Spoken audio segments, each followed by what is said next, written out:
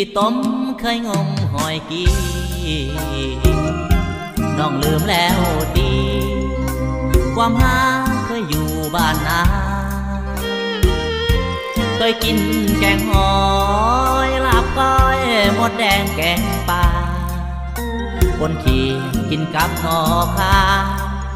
อยู่บ้านนาจำบ่ลืมอยู่นาป้าสมลิ้นต้มกับอายเป็ดควายสนควายกับน้องเมื่อยามฟ้าคึม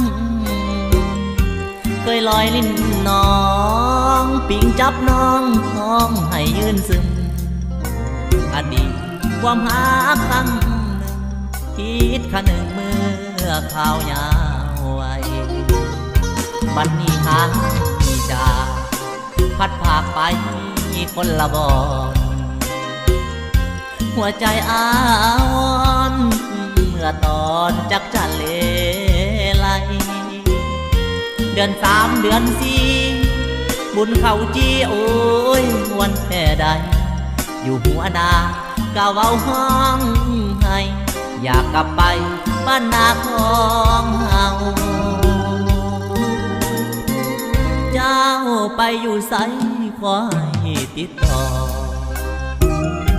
นัดกันเมื่อพองานบุญบังไฟบ้านเอาอายกะสิเมื่อน้องกะให้เมื่อพ่อกันคือเก่าอยู่ห้องว่า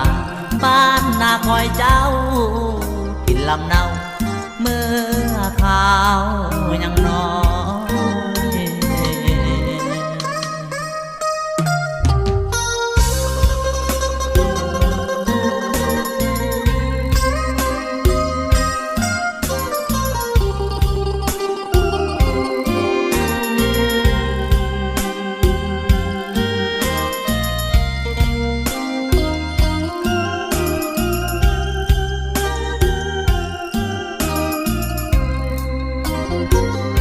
บัดนี้หาง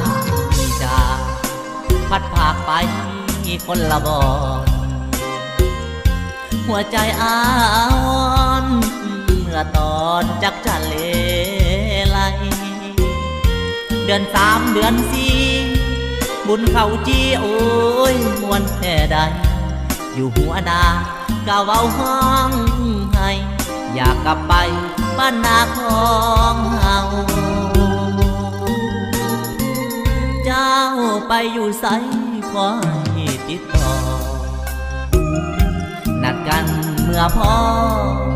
งานบุญบังไฟบ้านเอาอายกะสิเมื่อน้องกะให้เมื่อพ่อกันคือเก่าอยู่ห้องว่าบ้านนาคอยเจ้ากินลำเนาเมื่อข่าวยังน้อย